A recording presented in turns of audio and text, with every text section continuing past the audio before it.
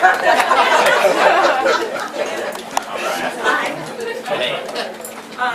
For those of you wanting to ask, my due date is today.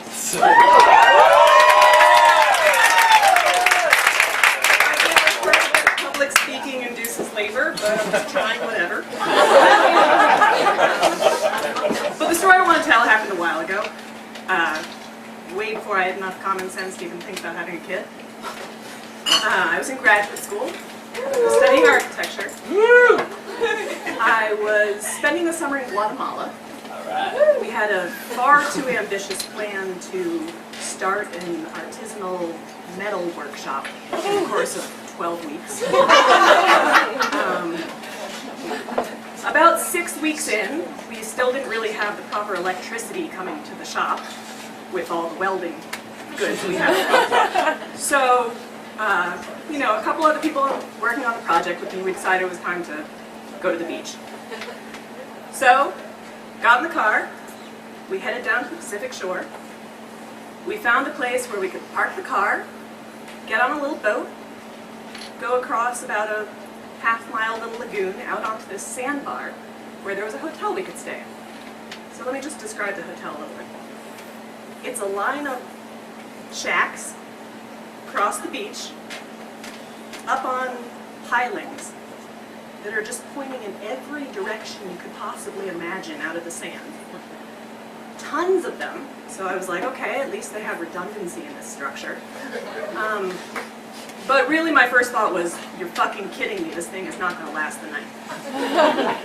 But you know, this is the summer that I've learned that if you don't have the right electricity coming to your metal shop, then you can rig up a bucket of salt water and run the current through that and still get some welding done. So I figured, you know, that's cool. I'm just overreacting. I like things to be overly safe as an American, and I just need to chill out. So we check in. We get ourselves some very boozy drinks served in like a coconut. Everything's going well. We're having a good time.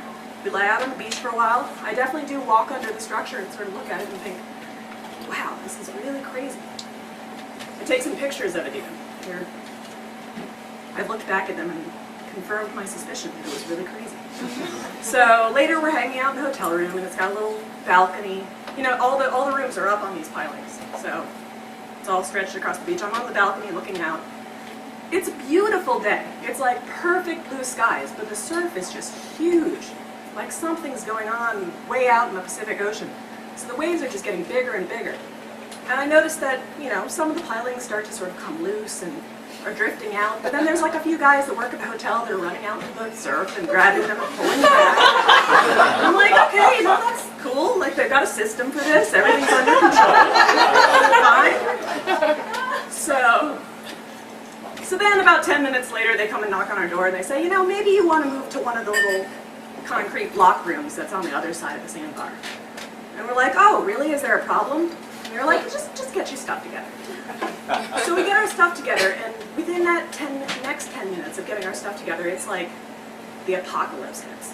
It's like we go out, we're waiting for the new room, all of a sudden like the telephone pole falls over and like there's no electricity in this place.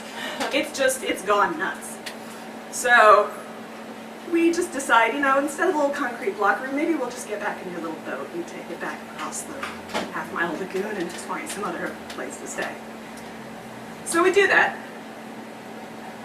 Drive down the road further, check into another place that's not nearly as exotic, it doesn't have quite as much atmosphere. We have a lovely night. And the next morning, we wake up, and we're having breakfast at this place. And the owner comes out and says, it's a good thing you guys stayed here. The hotel down the road fell down last night. And I thought to myself, you know, you learn a lot of things when you're traveling, and you know, but cultural relativity, give it its proper due, give that open-mindedness its proper due, but you know, just listen to your common sense, or at least your professional expertise.